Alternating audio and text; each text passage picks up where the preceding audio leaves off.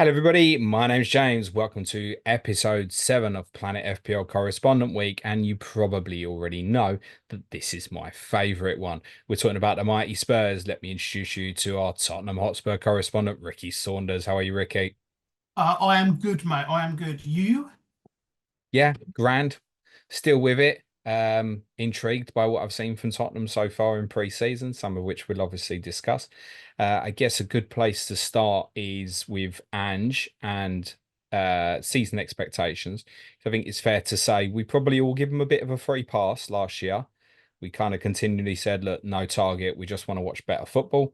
That's largely what we had, although I think the running was very disappointing when you and I left Villa Park. I don't think we thought we wouldn't finish top four. So there was an element of failure despite having a target. Now something's got to be achieved, has it? Yes, I think so. Yeah, the mood after that win at Villa Park was a lot different to how we ended the season. We had a similar conversation right at the very start, and yeah, it was an element of free pass. I just with the way he started, with the way the team started, the style of football, he'd already won over the fans, and he'd done enough after about 10 or 15 games, in all honesty. But yeah, the injuries and form really messed up the end of our season, and it wasn't as good as what we could have hoped. But looking back at the start of the season, if we'd have given me fifth, I'd have taken it, and I think most Tottenham fans would have done, in all fairness. Would you take fifth this year? No, not now. But even if fifth is Champions League, Oh, fifth Champions League, yes, but I want Champions League. Um, we should be aiming for that. so that would be okay for you. Same again if it got into the Champions League this time.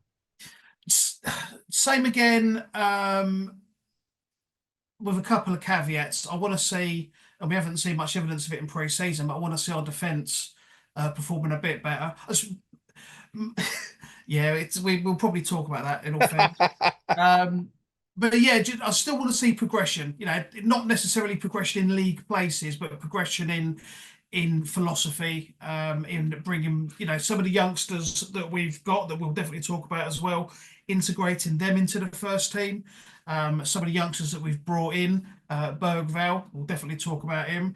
But yeah, progression comes in many forms, not necessarily in league position, but there's a team in the background. Many of those could be first team players for the next decade, and I want to see them getting significant minutes, and that's going to be a lot of progress for me as well.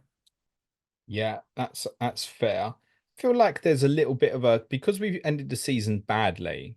There are a few question marks. I think not so much from within Tottenham, but on the outside, of almost an expectation that if the season starts badly, that Tottenham might change. Is that ridiculous? It's utter nonsense. Okay. Certainly from me, and no Tottenham fan, no sensible Tottenham fan that I speak to anyway, has even considered saying that. Yeah, just sheer nonsense. Okay. What do we make of the fixtures? Well, um, the first couple are decent, and after that, it all, all goes a little bit boss-eyed, in all honesty.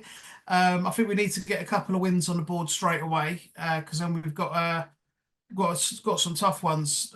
Newcastle up in game week 3. We always get spanked up there. Then the scumbags in 4. And then what was it, Brentford, United away, Brighton away. So yeah, it's not a great start, in all honesty.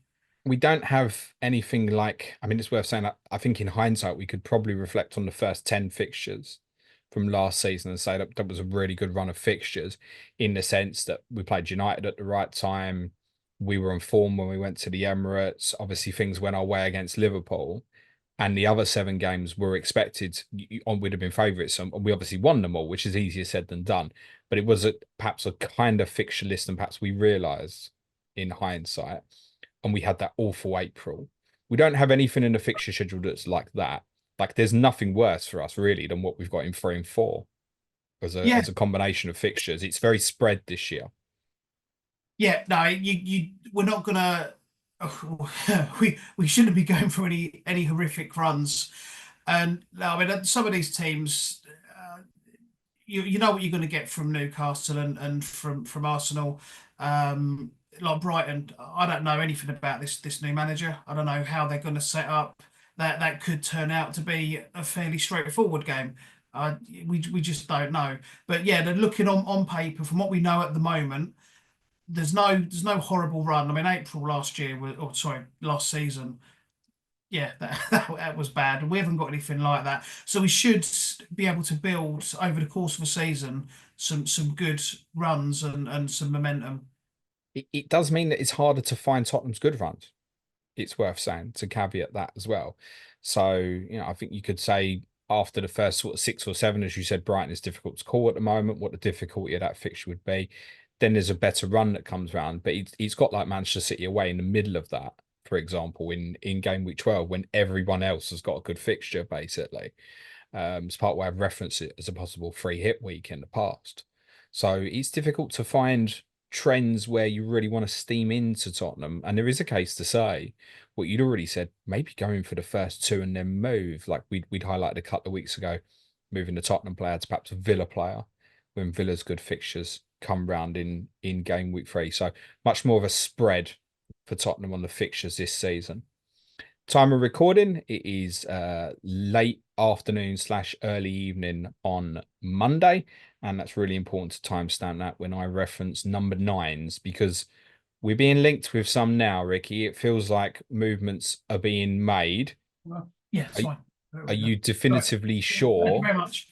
that Ricky's getting parcels while he's doing correspondent week? That's definitely a first as well. Nice, better than your wife coming in and kissing you like last season. Are we going for a number 9? Do you expect to get one? Are we going for one? Yes. Do we expect to get one? Well, take your pick, mate. We've been linked with enough of them. So there should be at least one of them coming in. You would have thought. Nothing's been concrete till the last few days, though. Nah, all I keep Um, hearing is no bids, no bids, interest, but no bids. the Solanke rumours are on the increase, though. Bournemouth certainly under no pressure to sell. No guarantee that a deal would happen. There's no guarantee because they want about 60 million, and I don't know if Daniel's going to pay that. Would you like him? Yeah, I don't know if I'd like him for 60 million though, but no, look, he is. He Paying is. rate these days, isn't it, mate? If you Well, want a it good is, player, in all honesty. And look, we've just paid 40 million for an 18-year-old with no Premier League experience. So is another 20 million for a proven Premier League striker worth it? On that basis, yeah, he probably is. But yeah, look, it's for me, as much as I think we all love him, it's not really working with Richarlison, and I don't think it's ever going to work with Richarlison, and we need maybe a different approach. It's going to be something that Ange doesn't normally do with if it's Solanke. He doesn't generally play with out and out strikers, and Solanke's going to be someone that plays down the middle or he doesn't play. You're not going to find him out on the wing, really, I don't think. So yeah, we'll see. But it'll be interesting if we have got that option. if he came in, just hypothetically, in the next 3 or 4 days, and he's 7.5, do you want him? Yeah, at that price, yes, I would do. I think he'd look. We've got these difficult fixtures, and you were saying before about people steaming into Tottenham. There'll be Tottenham assets that you can hold all season because we are going to attack and we are going to score goals, and we'll score goals against anybody. You might want to dip in and out of defence or completely leave the defence alone if you don't like a little bit of anguish in your life. But with a up at the pointy end, yeah, anyone a Tottenham attacker, especially if he's the out and out goal scorer at 7.5. I expect his ownership to be one of the highest in the game. So if that suddenly became Tony, is that the same answer? Um, Same I'm, price? yeah, I'm a little bit. Do you know what? I actually like Tony as better as a player. I just know that he's not better suited for us than Solanke is. 100% agree with that. So yeah, I would be a bit more reserved on whether I steamed into Tony or not. Yeah, I mean, Tony, I think, would be very unlikely to happen before game week 1. It would become a monitor. I don't know if Tottenham are going to try and push this narrative with Solanke or not. He obviously didn't play for Bournemouth at the weekend, but it has been reported as a minor toe injury picked up in training on Friday. You can make your own conclusions whether you'd believe that or not. What if Richarlison's suddenly back in the team for the last friendly on Saturday? Are you then interested in him at 7? No. No, No. not really. He's Would going you to be in. sell? Sorry, would I sell Would you him sell him? in the real world? Yeah, Yeah. absolutely. Yeah, no, because look, we're going to get 45, 50, maybe even closer to what we paid for him. And yeah, I think if we can get our money back or somewhere near it, that'd be a great bit of business. 122 points last year. There was a period when I remember being at Goodison when he scored twice, and he's killing my rank.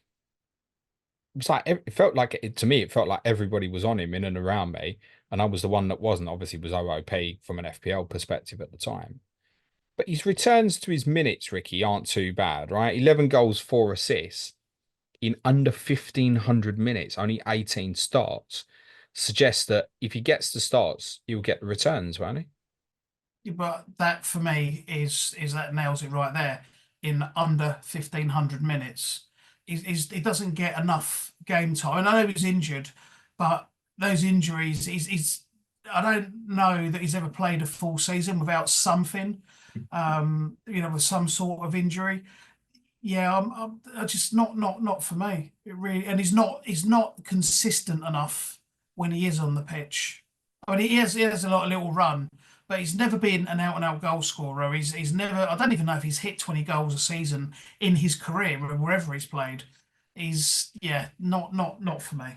So, from a transfer business perspective, is this your priority, getting a new forward in? Yeah. Where Yeah, else we just don't, we don't have enough goals in that side. We've got plenty of people that will score goals, but they're going to chip in with four, five, six a season. We need someone who is going to go out there and bag 20 plus. yeah, the only one I feel like that could step up with more might be Brennan Johnson. We'll talk about in a bit. Sonny's consistency, we know, but we must remember, is he 32 now, Sonny? Well, if you live in South Korea, he's 31, but yeah. Is that right? Is that Yeah, real? they've got a different calendar system to us and they recognise him as being 31, but to us, he's 32. Does that mean he's got two birthdays? No, I think it's the same birthday, just different, different. What do you do? Get to your first birthday and I go, no, one more. You're Yeah, not one till you something like that. you're not one till you're two. That's interesting. I never knew that. What else is a priority for you in terms of Tottenham's window? Um, well, there's two, and they're probably both as important as each other. Some sort of left back, as or probably as cover in all fairness, because Udogie's is going to be there, but a six. I, all of the options that we've got, none of they all do a job, but they're not brilliant at doing that job, or they have moments of madness and everything else. Just a solid player that's going to be dependable throughout the season, not get sent off on a regular basis like some of the players we've played there. That'd be for me. I mean, I don't know if the left back is that urgent as Archie Gray has played a bit there and he's done all right. I don't think he's played at left back, has he? I don't think. Right back, yes. Not left back, I don't think. Oh, no, maybe not. Yeah, you might be right actually. Yeah. Um, I think there are a few options at left back. Like we obviously saw Mickey van der Ven play there at the end of last season, which obviously you could allow Dragishin to come into the team. Yeah, and Dragishin's done all right in pre-season. I wasn't massively impressed with his start last year, but I'm a bit more comfortable with him now after pre-season. Yeah, he was better in the last couple of games when he played. I think the pressure was off maybe a little bit, and obviously he did pretty well for Romania in the group stage at the Euros as well. Like he did stand out. So he's fine as a first choice centre back. I agree. I would like someone, but I think the situation looks better there than it did in April, where I couldn't see alternatives to. Oh, okay, we're going to have to play Ben Davis there, or play Emerson Royal there. There's strong links to Emerson Royal. He's on the verge of a deal to join AC Milan at time He's recording. been It on the feels like verge for about it's three it's it weeks. no, I think it's been for 3 months. I think Ricky, Milan and Tottenham keep moving the goalposts by about 50 grand or something. I think it's not a lot. They're just Yeah. pissing about with each other. Left back, I agree. I think that the problem with number 6 is I'm not seeing us getting linked with names, and it's really hard to find a quality in that position. Yeah. Rodrigo Bentancur is obviously going to be a late returnee because he was at the Copa America, can play the position. I would assume Bissouma is going to start in that position, despite not starting in the last two friendlies. Unfortunately, Archie Gray, who's been really good in pre-season, played the position against Bayern Munich at the weekend and really struggled. So I don't like the idea of Archie Gray in that position at the moment. Perhaps longer term, maybe. Therefore, I think Bissouma starts there by default, and his form is inconsistent. Ricky, I think it's the point, isn't it? Yeah. So that's a potential problem. Okay, it's not all doom and gloom, I promise you. Let's talk a bit of FPL then, and Heung-Min Son. 10 million, over 200 FPL points again last season. Under consideration for you, Ricky, or not? Oh, he's definitely under consideration. I haven't spent a lot of time on it, but I have got a draft currently. He's not in it, but I am trying to find ways to get him in. I've still, for example, I've still got Havertz in my side. I don't know if, so not Havertz, sorry, Haaland. I don't know whether Haaland's going to stay. If Haaland doesn't stay, then that's a really easy upgrade to Son, and maybe even the aforementioned Solanke coming in Haaland's place, possibly. But yeah, he's not there at the minute, but I am trying to get him in. Consistent beast, isn't it? Looking at attacking returns, 27 attacking returns last year, 16 the year before, 33 attacking returns in the Golden Boot winning year, 28 the year before that, 24 the season before that, 20, 20, 23 since essentially so he's gonna get you a kind of a worst case in attacking return every other game. He is going to remain, I think, for the majority of this FPL season, a differential because Yeah. of the Haaland price, Salah, and also great alternatives in that price bracket like Saka, Palmer, and Foden. I don't hear Sonny getting spoken about much, yet that's of the four, he's the one that is the consistent for the returns, right? Yeah, and he's had a good pre-season. He's looked sharp. Sharper than a lot of the others, in all honesty. But bear in mind, he hasn't been away in an international tournament, so there's he's rested, which is and another one of his attractions. Um, yeah, I'm not hearing a lot of noise about him, not at all. I think because he didn't have the greatest of seasons last year. Tottenham didn't end well, so maybe we're not at the forefront of people's minds. And a lot of people, certainly our rivals and a few neutrals, are waiting and hoping for us to fall flat on our asses, and so not picking our players might be a cause of that as well. It looks like he's gonna stay on the left now, Sonny. For those who are hoping through the middle, that's not what we've seen at the moment. Would you agree with that assessment? I mean, he obviously can go and play through the middle at any point, but it certainly looks like it'd be off the left, Ricky. He seems to have played everybody through the middle apart from Sonny, really. Um, I mean, well, when you look at team lineups, I know that we're quite fluid in that, but you look at team lineups and Johnson's played there, Kulusevski's played there. It's Um, primarily been Kulusevski. The last few games seems to have settled on that, which no sooner had I said looks like he's given up the false nine idea, which we saw at the end of last season. So he went back to it for some of the recent games on tour. So, I mean, at the moment, the assumption would be I think that Kulusevski is going to start up front as I guess you would say the central forward, but naturally with a player like that, we define it as false nine rather than nine, yeah. but he will play as a nine basically. How interested are you in him then, or alternatives at similar price? Johnson and Timo Werner, all three of them, all 6.5. Yeah, out of the three of them, Timo Werner is the one that I don't. Well, sorry, let's say I like the least. I wouldn't say I don't like him, but I like him the least. I'm still a big fan of Brennan Johnson, and I think that he will end up being our main striker. Maybe not this season, but he's getting closer to it. He's been in good goal scoring form. The opposition's been questionable in some of those games, but he's been in positions. He scored good goals. I like him when he's out wide as well. He puts in a shift. I just on recency bias, I would probably go for Brennan Johnson. But if Kulusevski is going to play down the middle and stay down the middle, you've got to look at him as well. Yeah, I think of the three, if you wanted one to settle on and we're going to chase that long term, I think the only answer to that at the moment would be Johnson Yeah. if you're looking long term. Very interesting on his returns last year. So 2,300 minutes. He's a player I've spoken about a lot that still has the ability to return even off the bench. He strikes you as that sort of player who can come on and make an impact. 5 goals scored from an XG of over 10 suggests a massive underperformance of his XG that might get some leveling out this year. That said, there were 12 FPL assists from an XA of 4.3, so therefore a massive overperformance. But if he can start turning some of them assists into goals, even, he'll become very interesting at 6.5. And I absolutely don't mind him as a punt for 1 and 2. He's not out of the running for me at all. I think if I want to look longer term, he becomes a serious consideration for me. But if I'm just looking just at game week 1, I might go Kulusevski, you know. It's not a bad shot. I don't dislike it. He's got a habit of returning big in away games. I don't know why it is, but and whereas Johnson feels like a player who's a lot of his returns have been in home games. That's how it feels to me. Kulusevski last year, and I'm sure ranges of other players, but it's Kulusevski that sticks in my mind, where Ange just flogged him to death. It's 90 minutes, 90 minutes, 90 minutes, just played all the time. And he's gonna get minutes. I just don't think he's gonna get as many returns as Brennan Johnson.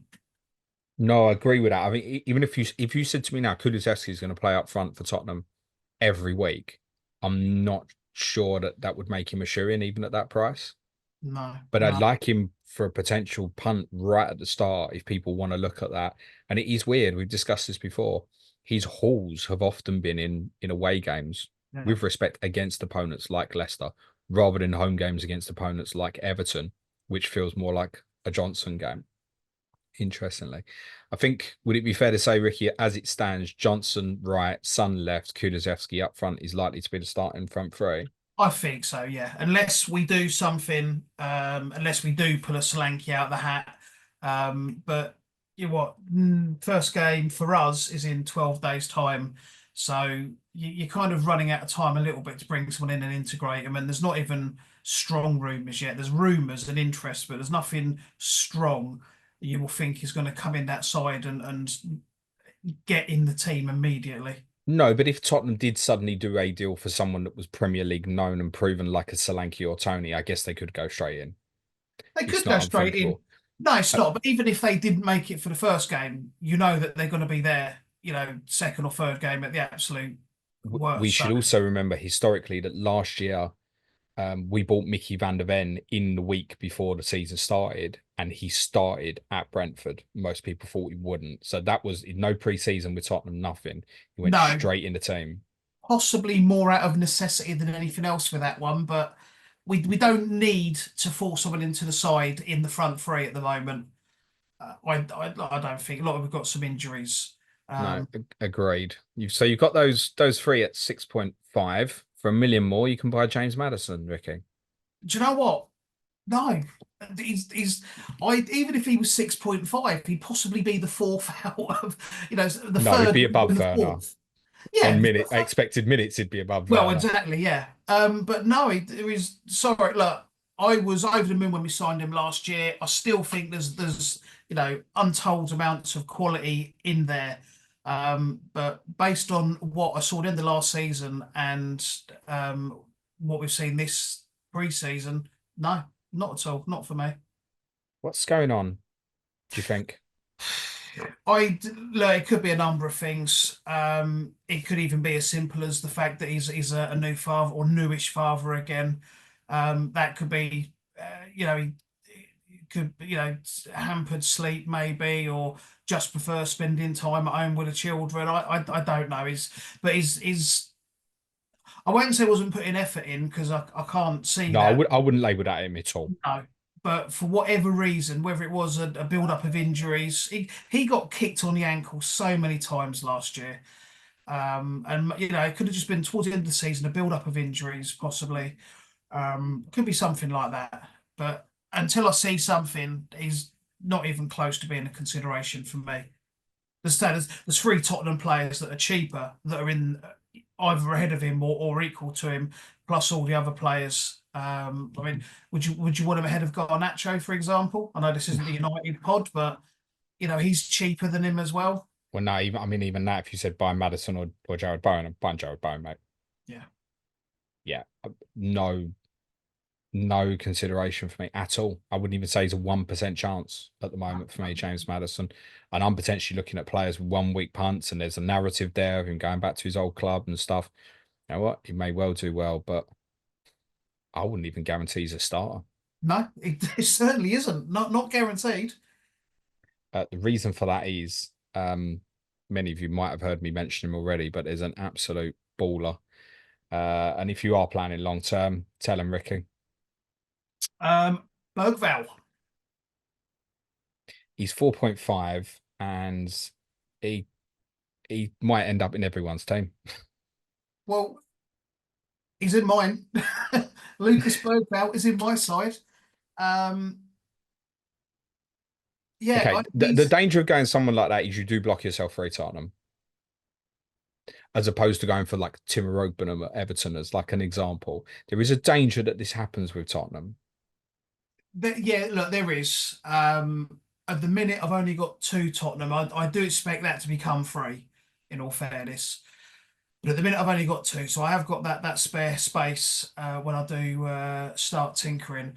But look, it's for me, he's going to be involved, I think, a lot in the first team.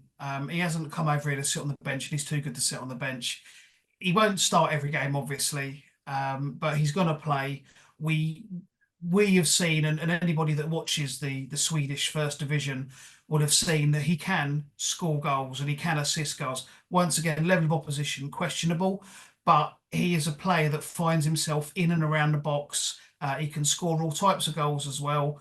Don't think because he's 30 yards out, he's not going to have a crack at something. And he at the same time he can also twist up 5, 6 players and score that way as well. He's just a special talent, and at 4.5, wow, that could be the gift of the season.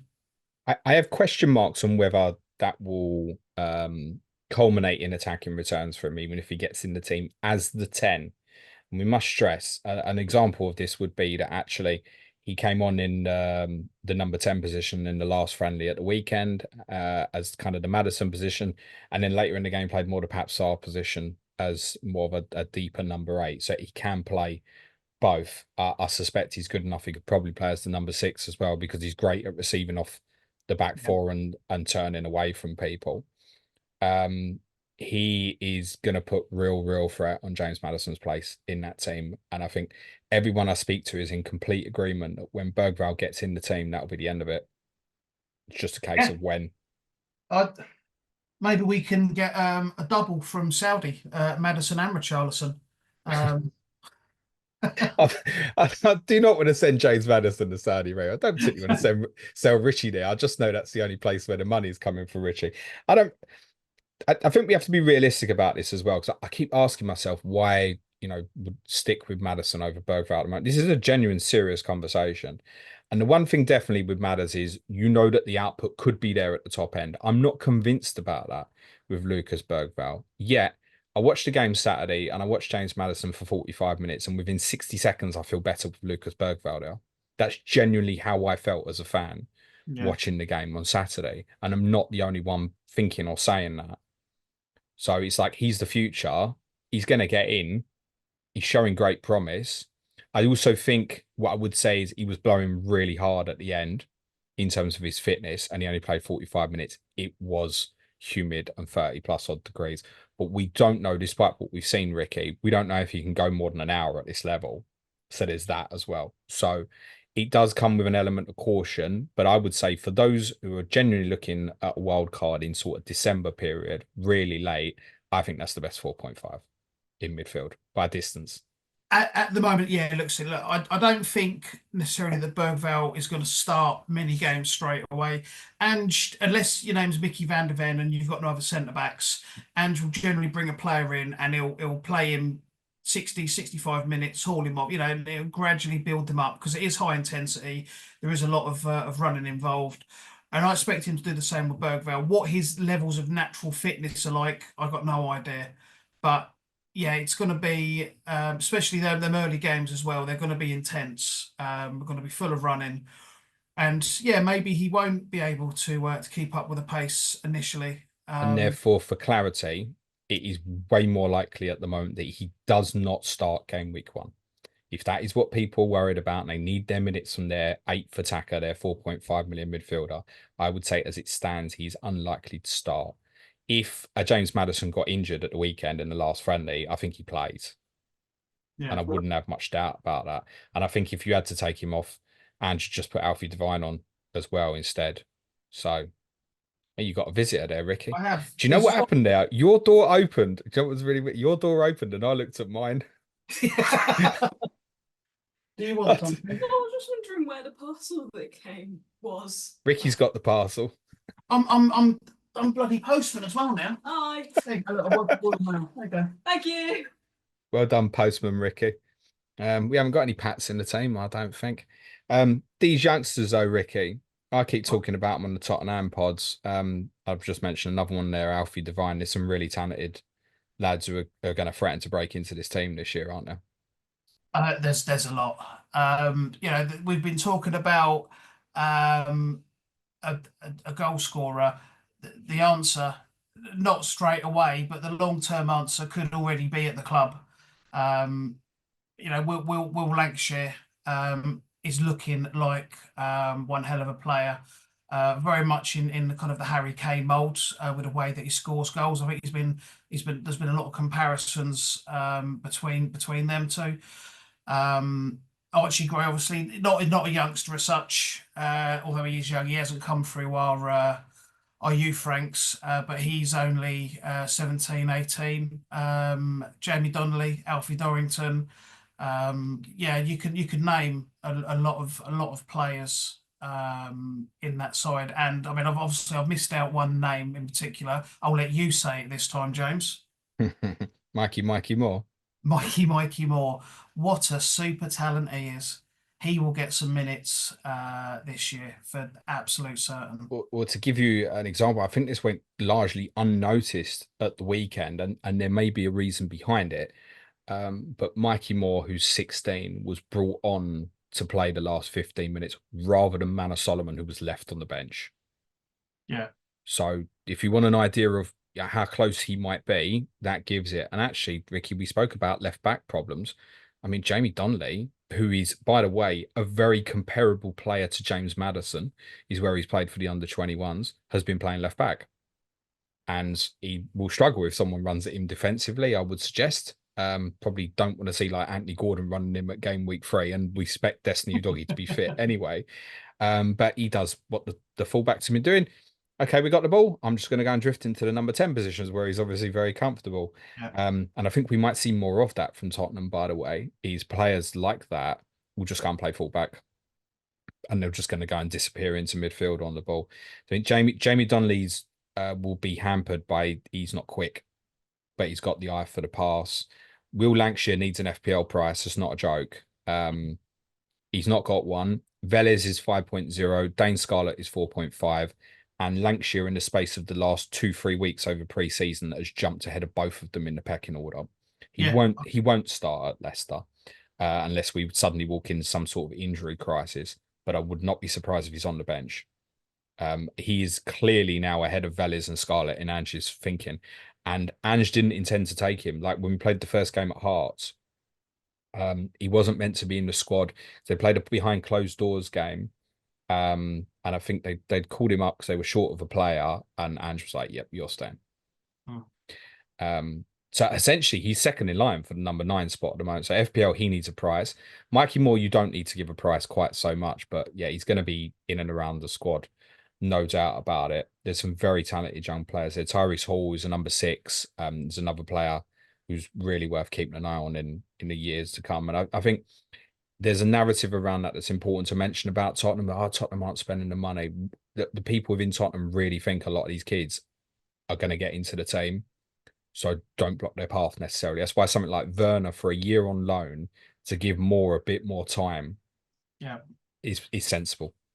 There was a lot of criticism about that Timo Werner deal, I actually really liked it. In all honesty, there's no risk for us whatsoever. If we do end up signing him, it's a cheap price.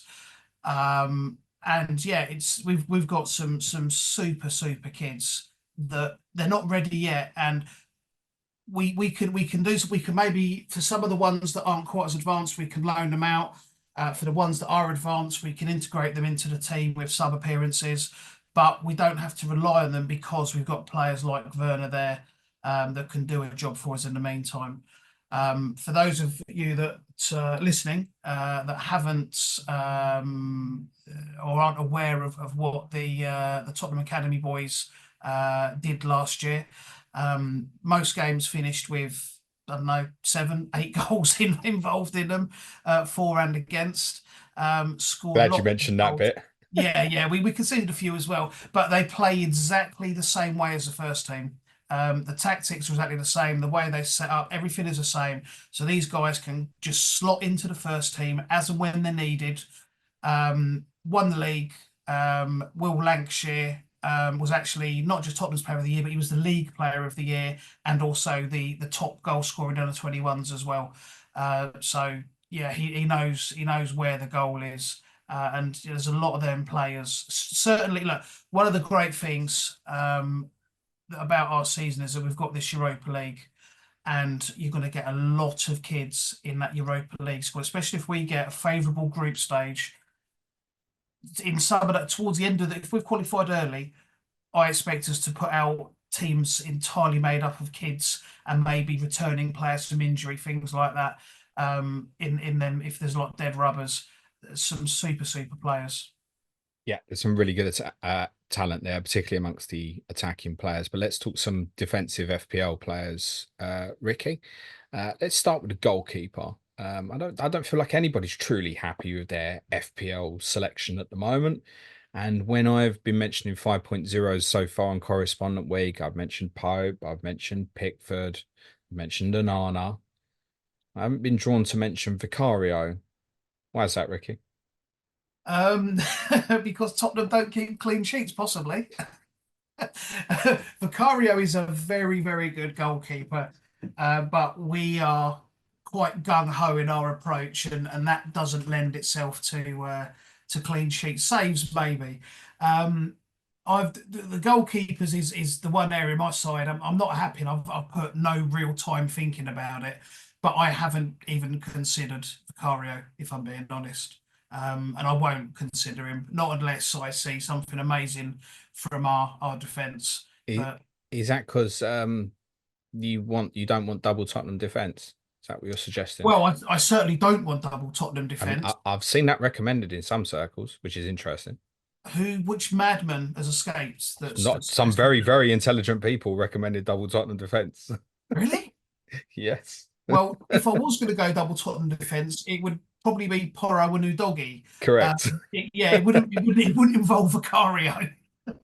As good as he is, I'm not knocking him at all, but we don't play that style of football that makes it worth it. Took Pedro Porro first, mate. Oh, he's in, mate. He's in. Look, we're not going to keep clean sheets, but anyone that's been tracking our pre-season, was he on 4 goals down pre-season? I think 3, if not 4. Is he? Oh yeah, yeah. I've been watching all the games. I can only think of Saturday's one, Ricky. He scored a couple in. I think he got scored against Hearts. He might have scored against QPR as well. Are you sure? Yeah, I'll tell you what. I'm going to research it while we're talking. I think you're shouting bollocks, mate.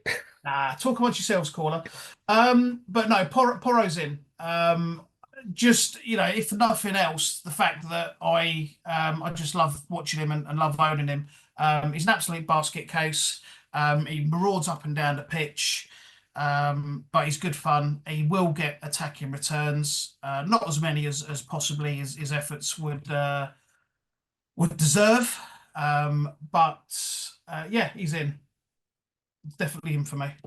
11 attacking returns last year, and 7 clean sheets, which essentially means you're getting a return every 2.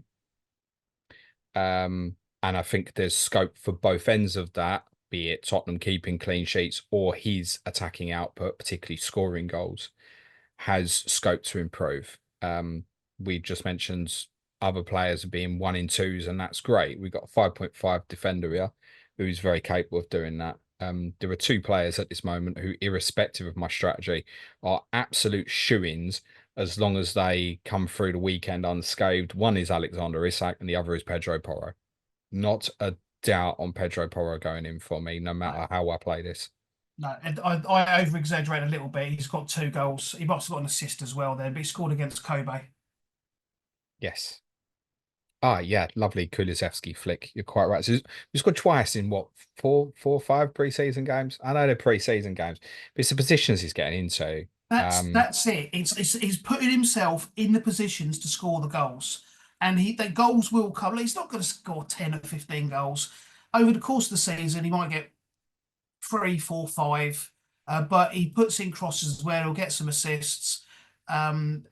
It's not unfeasible that his attacking returns will quite heavily outweigh his defensive ones coming into the season. I mean, look, it's worth saying Tottenham's highest scoring defender last year, and actually the league's highest scoring defender was another Tottenham player. It was Christian Romero. So why not the 0.5 saving here, Ricky? Because Christian Romero's going to get banned for about a month at a time. And Come yeah, on, he's settling down, isn't he? he is a little bit. Yeah, he is a little bit. I love Romero, and he is just super crazy. 5 goals last year. You know, towering defender. Once it's probably the clean sheets. You know, with Porro. Well, I say Porro gets himself in positions, but Romero, all of a sudden, he's on the edge of the 18-yard box. He's. I wouldn't argue against anybody that wants him. I just like Porro. I do like. I mean, Porro. I would argue against it because I think if you're going to take that route, you're doing it for different reasons. I mean, 0.5 more for Porro, and I think once you've done that, go for Mickey van der Ven. Like, there's a different debate there. If you said Porro versus van der Ven, at a million difference, okay. Remember, Mickey scored 3 times last season with Yeah. a couple of belters towards the end of the season. Yeah, and they weren't. I mean, the one against Luton springs to mind. That wasn't like a header from a corner. That was quick feet in a box. You know, he can score good goals, good quality goals. And as discussed, he may end up playing left back a little bit more this season if Tottenham don't buy a left back. So I can understand the Mickey van der Ven Has there ever appeal. been a quicker left back in the league? What's that? Has there ever been a quicker left back in the league? That's one for the stats guys, but when he goes some, he goes some. Destiny Doggy will play left back if fit. So where we're at with Destiny is we thought he was going to play a part on Saturday. He didn't. We're not aware of any form of setback, but I think to start at Leicester game week 1, he's probably got to get at least 45 in on Saturday, and that's beginning to look doubtful. I remember he'd had an operation on a thigh injury, but Destiny at 5.0 will be someone that you'll want to look at during the course of the season, but I don't think you can at the start. Yeah, you're talking with the fixtures we've got as well. Well, at least game week 5, you're probably talking a bit further on than that as well, actually. Yeah, that back 4 picks itself if it's all fit, doesn't it? Yeah.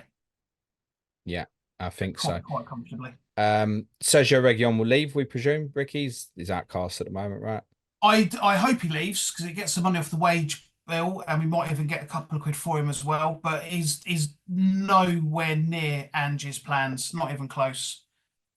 He's the outcast that is Jed Spence is getting more game time, and you know what? And He's done well. Yeah, he's done very well. Look, I don't think he's gonna oust anybody from the team, but he's another one that if someone does get injured in those positions, he could get some games. But not an FPL consideration at the moment. But yeah, Reguilon, ta-da, done. Yeah, Jed Spence. It's not impossible that Jed Spence might start game week 1 at left back because that's where he played on Saturday. But fair game, he's come back. He seems to have knuckled down. He's performed pretty well in pre-season and just said some good things about him. If he's going to be integrated, this is why I don't understand why Tottenham are getting linked with right backs. Because if he's going to be reintegrated and then they're letting Emerson Royal go, then you don't need a new right back. I I don't really, unless there is still intention to sell Jed Spence. I don't know. Right, let's do predicted lineup for game week 1 specifically then, Ricky. Well, the back four and the goalkeeper, well, no, the back four don't pick themselves because they're doggy.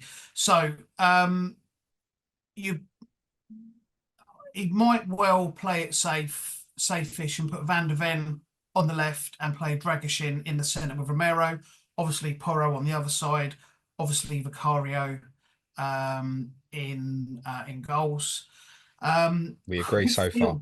Yeah, midfield is it's tough. No one's really stood out other than possibly the youngsters. I don't expect them to go with a team full of youngsters. So he'll probably go safe with Basuma, even though he hasn't really shown much. Bentancur's not going to be back in time. He's not going to be fit. So quite possibly Maddison and Sarr. We agree again. Yeah, the front three of in no particular order: Son, Kulusevski, and Brennan. Yep, I agree. That's the predicted 11 I would have as well. I think the question mark there is really about around Destiny Udogie. I'd be very surprised if it's not Bissouma and Sarr at the moment. Maddison needs to have a good game on Saturday against Bayern Munich. He is not 100% starter. I would say he's a 90% starter, but he wouldn't be under consideration for me for FPL. I think, as I said, I think if I wanted to go on an attacking player for Tottenham with a longer term view at the moment, my favourite would be Brennan Johnson. I might look at Dejan Kulusevski as a real short term because he may well play that 9 position and he'll get chances just by virtue of being in that position. He'll get chances, and as said previously, he has shown in away games that he can hold. Ricky, thank you so much, my friend. Anything you want to plug for yourself or any additional Tottenham content or anything? No, not really. Useless. Yeah, well, I'll tell you what, look, something that you've mentioned in the past. It's a bit of an alternative Tottenham view, and one for those, don't listen with children or anything like that. But if you like a little bit of banter with your Tottenham, the Fighting Cock is always worth a listen. One of my favourites. But if you're easily offended, don't bother. Lots of stuff on there that you might not want to hear if left leaning. Flav and the guys are great. Flav is still owes me an invite because we did potentially message each other about doing something together last year, but he's very busy. Flav, he's creating some brilliant content at the moment. He's actually got a new podcast out with Ricky, one of the lads from the Fighting Cock as well, and their I guess I would say sister podcast. We're separating now the guys at the Extra Inch if you want analytical Tottenham stuff. With Bardi, Windy, and Nathan Clark are excellent as well. Really good guys. And shout out our fellow FPL content creators, Above Average FPL. Obviously, the two lads are both big Tottenham fans as well. We're always talking Tottenham on their content. And there's me. I talk a lot of Tottenham stuff as well. Ricky, thank you very much. Absolute pleasure. Got one more journey for day 2 of Correspondent Week. Need to get from White Hart Lane back on that Victoria line to King's Cross, take a walk across the road, St Pancras International, and get me a train up to Nottingham and a walk past the River Trent. Next up on Correspondent Week, episode 8 is the famous Mark Southerns talking about Nottingham Forest. Just sees me to say thank you very much, Ricky. Say it, pal. Come on, Tottenham. Cue music, please, man child.